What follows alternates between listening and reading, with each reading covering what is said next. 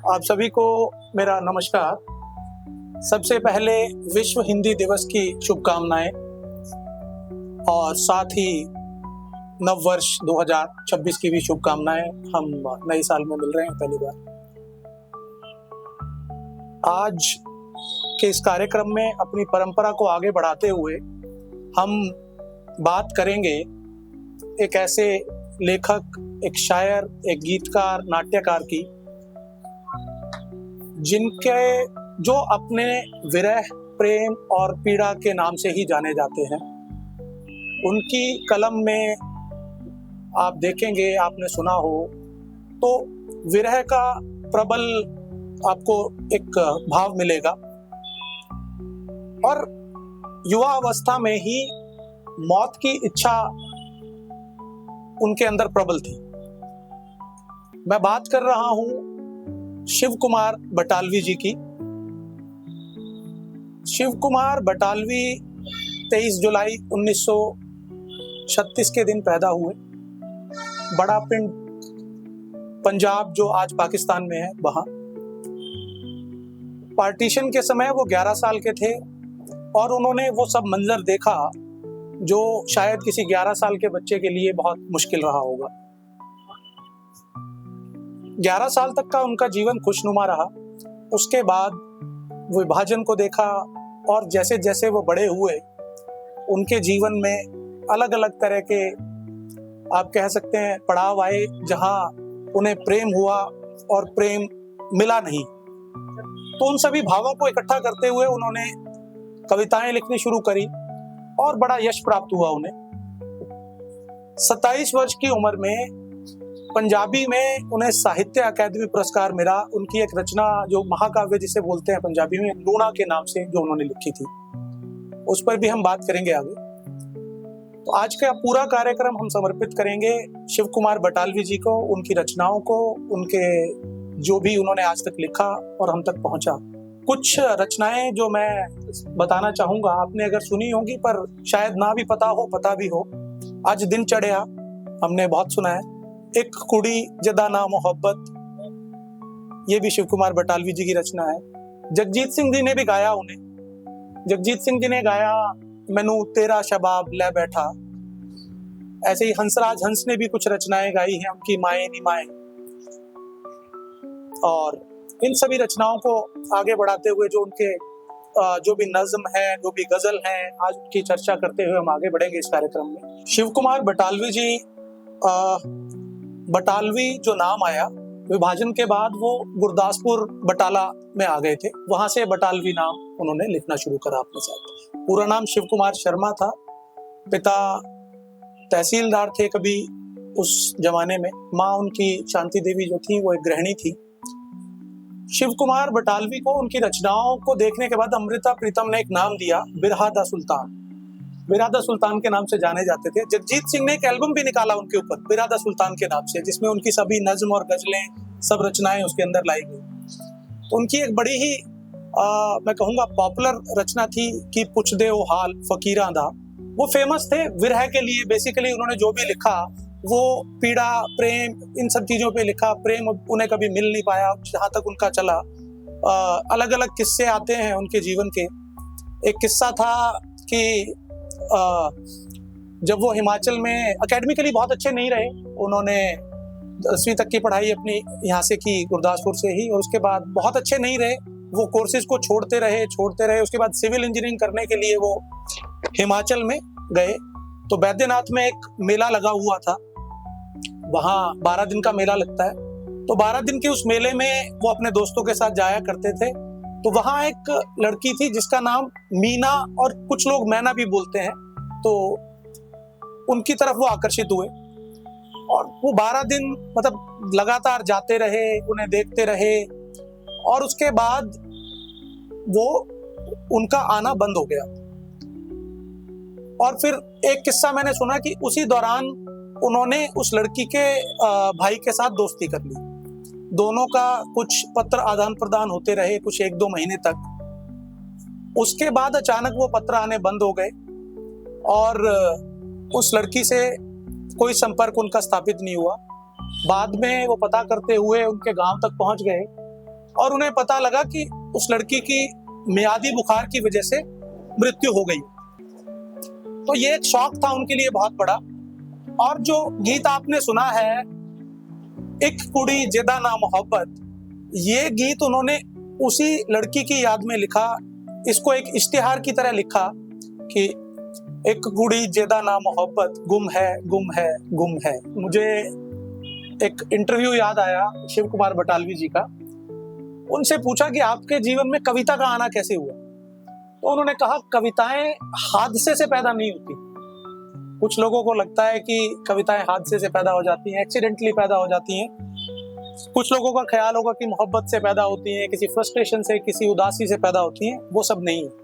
उन्होंने बताया कि कविताएं जो पैदा होती हैं आपके जीवन में जो चल रहा होता है उसकी वजह से पैदा होती हैं। वो भाव होते हैं जिनको आप लिखते हैं, जिनको अपने साथ झेलते हैं, जो भी आपके अराउंड हो रहा होता है उसको आप शब्दों में लेके आते हैं। तो उन्होंने इस पर यह भी कहा कि भारत का जो परिवार का स्ट्रक्चर है, भारत के जो लोग हैं वो अलग अलग श्रेणियों में बटे हुए हैं। श्रेणियों की बात करें तो पेरेंट्स के एक्सपेक्टेशन होते हैं कि मैं अगर पटवारी हूं तो मेरा बेटा पटवारी बने, मैं इंजीनियर हूं तो इंजीनियर बने। तो उनके साथ भी कुछ ऐसा ही था। उनके पिता गवर्नमेंट सर्वेंट रहे, उनकी उम्मीदें थी कि उनका बेटा भी वही सब कुछ करे और आगे बढ़े, पर वो शायद कुछ और ही करने के लिए बने थे। तो उन्होंने पटवारी की नौकरी भी ज्वाइन करी, पर उन्हें कहीं ये लगा कि मेरे लिए ये नहीं है। वो उसे छोड़ते गए, एक चीज पकड़ी, दूसरी पकड़ी, छोड़ते गए। पर कविताओं में उनकी रुचि थी, अंततः कविताएं ही लिखी और उसी से प्रसिद्ध हुए। एक उनकी रचना जो मुझे बहुत पसंद है, खासकर मुझे लगता है आपने भी कभी सुनी हो, ये एक ही रचना है जिसका वीडियो आपको मिलेगा और ऑडियो मिलेगा। ऑडियोज उनके कुछ एक दो रचनाओं के और मिले हैं। ये शायद बीबीसी के साथ उनका इंटरव्यू था, महेंद्र कौल के साथ। वो रचना आज भी यूट्यूब पर आपको मिल जाएगी। अदरवाइज जिस तरह का वो लिखते थे, लूना की वजह से उनके काफी ये कह सकते हैं विरोधी पैदा हो गए थे, और उनकी आकाशवाणी में जितनी भी प्रस्तुतियां थी वो सब डिलीट कर दी गई।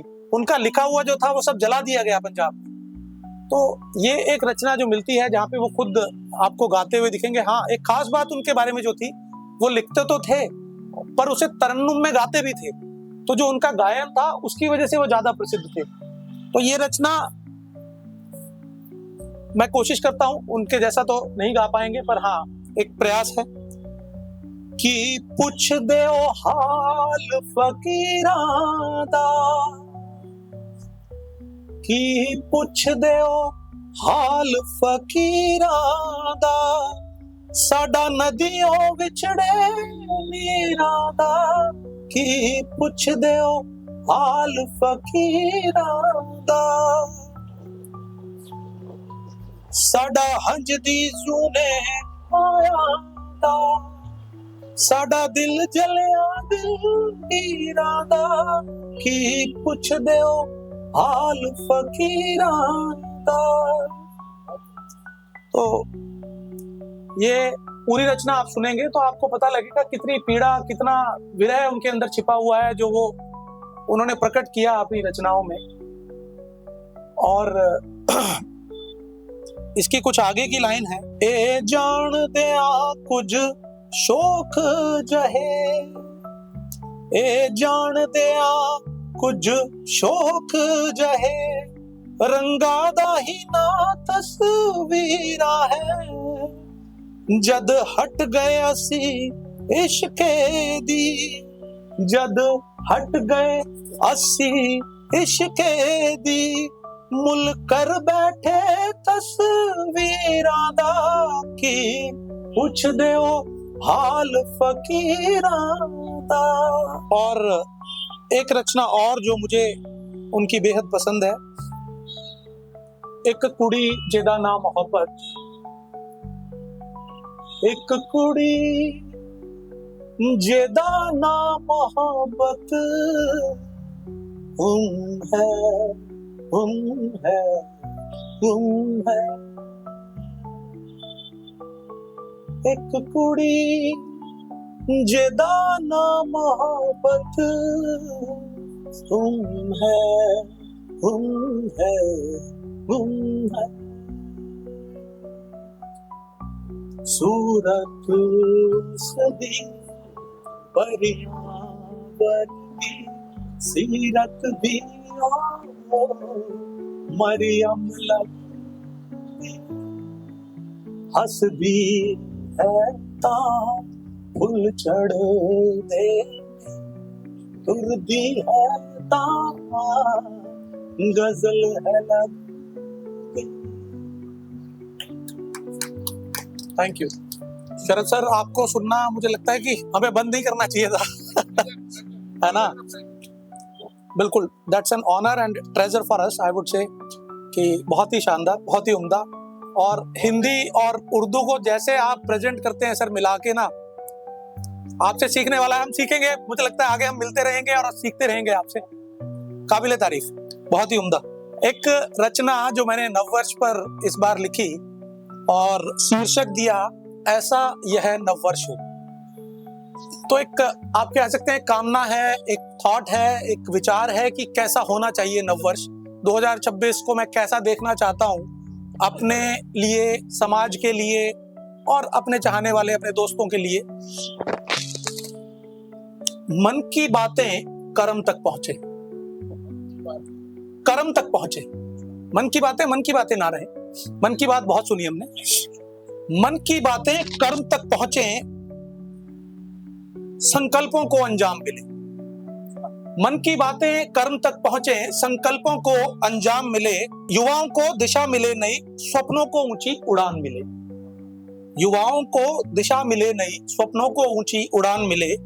नैतिक मूल्यों का हो उत्थान, नैतिक मूल्यों का हो उत्थान, शिक्षा के अवसर एक समान। नैतिक मूल्यों का हो उत्थान, शिक्षा के अवसर एक समान। स्वच्छता सबकी प्राथमिकता हो, स्वच्छता सबकी प्राथमिकता हो, हर बच्चे के कंधे पर बस्ता हो, हर बच्चे के कंधे पर बस्ता हो। तन्हा ना अब कोई इंसान मिले, तन्हा ना अब कोई इंसान मिले, चेहरों पर हंसी के प्रसून खिले। तन्हा ना कोई इंसान मिले, चेहरे पर हंसी के प्रसून खिले। रोजगार के नित नए खुले द्वार, खेतों में समृद्धि की आए बहार। नारी की सुरक्षा, बुजुर्गों का सम्मान, सरकारें दें असल मुद्दों पर ध्यान। नारी की सुरक्षा, बुजुर्गों का सम्मान, सरकारें दें असल मुद्दों पर ध्यान। मन के अंधियारे अब मिट जाएं, सब जन खुशियों के दीप जलाएं। आओ ऐसा एक नववर्ष मनाएं। तो एक कामना थी नववर्ष के लिए जो मैंने शब्दों में डालने की कोशिश की। अभी अंकुर जी आपसे एक रचना सुनकर, जो मैंने कभी एक रचना लिखी थी, पिछली बार भी मैंने शायद इसका जिक्र किया था, माहेश्वर तिवारी की एक रचना है कि एक तुम्हारा होना क्या से क्या कर देता है, बेजुबान छत दीवारों को घर कर देता है। उसी को आधार लेते हुए मैंने कभी आज से शायद 7-8 साल पहले ये रचना लिखी थी। और हाँ, मैं इसको समर वेकेशन स्पेशल बोलता हूँ, बिकॉज पूरा घर खाली था और मैं अकेला ही था घर में। बेटा और वाइफ दे वर अवे, वो 1 महीने के लिए छुट्टियां चले गए थे। ये लोग तो आ जाते थे पर शाम को आते थे। तो इसको टाइटल दिया था ये घर तुम्हें बहुत याद करता है। तो आपके सामने रखूंगा, उम्मीद है आपको पसंद आए। ये घर तुम्हें बहुत याद करता है, ये बिस्तर वो चादर सब हैं बिखरे बिखरे। ये बिस्तर वो चादर सब हैं बिखरे बिखरे, है आईना मायूस ना इसमें कोई संवरता है। ये घर तुम्हें बहुत याद करता है। हर दीवार हर कोना, हर दीवार हर कोना सब हैं सूने सूने। हर दीवार हर कोना सब हैं सूने सूने, कभी कभी तो ये बंद दरवाजा भी अखरता है। ये घर तुम्हें बहुत याद करता है। ये सब्जी की टोकरी, ये सब्जी की टोकरी वो आटे का कनस्तर। ये सब्जी की टोकरी वो आटे का कनस्तर, ये चौका ये चूल्हा वो बर्तन वो मंदिर। ये सब्जी की टोकरी आटे का कनस्तर, ये चौका ये चूल्हा वो बर्तन वो मंदिर। हैं गमलों के पौधे लगे अब मुरझाने, हैं गमलों के पौधे लगे अब मुरझाने। अब पता चला कौन इनमें जान भरता है। ये घर तुम्हें बहुत याद करता है। कल आने की तुम्हारे खबर दे रहा हूं, कलाने की तुम्हारी खबर दे रहा हूं, और ना मुरझाओ पौधों से कह रहा हूं। कलाने की तुम्हारी खबर दे रहा हूं, और न मुरझाओ पौधों से कह रहा हूं। खिलखिला उठी है इस घर की हर शय, खिलखिला उठी है इस घर की हर शय। नाम तुम्हारा इस घर को ऐसे आबाद करता है, ये घर तुम्हें बहुत याद करता है, ये घर तुम्हें बहुत याद करता है। एक रचना जो मैंने हाल ही में लिखी थी, सर को जब सर सुना रहे थे तो मुझे लगा आप दोनों सर हमारे सीनियर हैं, आप लोगों से काफी प्रेरणा मिलेगी हमें जरूर। आपको सुनते हुए मुझे लगा कि एक रचना मैं भी आपके सामने रखूं, शायद आपसे मुझे कुछ आशीर्वाद मिले, ब्लेसिंग मिले उसके लिए, जो मैंने रिसेंटली लिखी सर। टाइटल गुजारिश, वो मुस्कुराहटें वो बातें अब तेरे मेरे दरमियां नहीं। वो मुस्कुराहटें वो बातें अब तेरे मेरे दरमियां नहीं है। गुस्ताखियां चाय में घोल कर पीते हैं, सबब फासलों का जरूरी नहीं, सबब फासलों का जरूरी नहीं। मिलाए नहीं जाते हैं हाथ कभी शर्तों के साथ, मिलाए नहीं जाते हैं हाथ कभी शर्तों के साथ। दोस्त ना बन सके ठीक है, दोस्त ना बन सके ठीक है, कोई रंजिश भी तो नहीं है। क्या क्यों कैसे, क्या क्यों कैसे सब सवाल बचाए रखना, क्या क्यों कैसे सब सवाल बचाए रखना। जज्बाती हैं हम मगर, जज्बाती हैं हम मगर, हाजिर जवाब भी कम नहीं है। दरवाजा दिल का खुला है तुम्हारे लिए, दरवाजा दिल का खुला है तुम्हारे लिए, चले आओ। दरवाजा दिल का खुला है तुम्हारे लिए, चले आओ। आहटों से पहचान लूंगा मैं, आहटों से पहचान लूंगा मैं, दस्तकें जरूरी नहीं है। अब के आओ, अब के आओ तो तकरारों को खूंटी पर टांग कराना, अब के आओ तो तकरारों को खूंटी पर टांग कराना।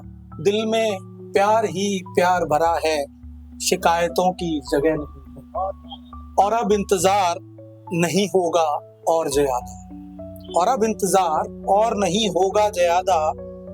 धड़कने तेज हैं देख लो, धड़कने तेज हैं देख लो, सांसें अभी थमी नहीं। एक और रचना सर जो हाल ही में लिखी, मैं महेश्वर तिवारी जी का जिक्र किया था, फिर से वही आधार बनी। पहले जो दो पंक्तियां हैं उनमें, छत दीवारों से कहाँ घर होता है, छत दीवारों से कहाँ घर होता है, उसके होने से ही घर घर होता है, उसके होने से ही घर घर होता है। सोचता हूँ चला जाऊं पहाड़ों की ओर, सोचता हूँ चला जाऊं पहाड़ों की ओर। अब अकेले कहाँ सफर होता है, अब अकेले कहाँ सफर होता है। वो भी करती है सजदे, वो भी करती है सजदे माँ के जैसे, वो भी करती है सजदे माँ के जैसे। सुना है उसकी दुआओं में भी असर होता है। वक्त का बेहद पाबंद है वो शख्स, वक्त का बेहद पाबंद है वो शख्स। मेरे ख्यालों में वो हर सहर होता है, मेरे ख्यालों में वो हर सहर होता है। वक्त का बेहद पाबंद है वो शख्स, वक्त का बेहद पाबंद है वो शख्स। मेरे ख्यालों में वो हर सहर होता है। वीरान सा लगता है सारा जमाना, वीरान सा लगता है ये सारा जमाना। उससे जुदा होना भी एक कहर होता है। और एक ये शेर मुझे बहुत पसंद है, हथेली पर सरसों कभी जमती नहीं, हथेली पर सरसों कभी जमती नहीं, पर दीवानों से भला कहाँ सब्र होता है। और आखिरी शेर, आज के परिवेश में जुड़े रहते हैं लोग मिट्टी से गांव में, जुड़े रहते हैं लोग मिट्टी से गांव में। तन्हाइयों का शिकार तो शहर होता है, तन्हाइयों का शिकार तो शहर होता है। Thank you sir. वो पास आया, वो पास आया नजरों के रास्ते, वो पास आया नजरों के रास्ते। फिर नजरों से ही गिर गया, क्या फर्क पड़ता है। बातें उसकी शहद सी मीठी, बातें उसकी शहद सी मीठी, कल जहर घोल लाया, क्या फर्क पड़ता है।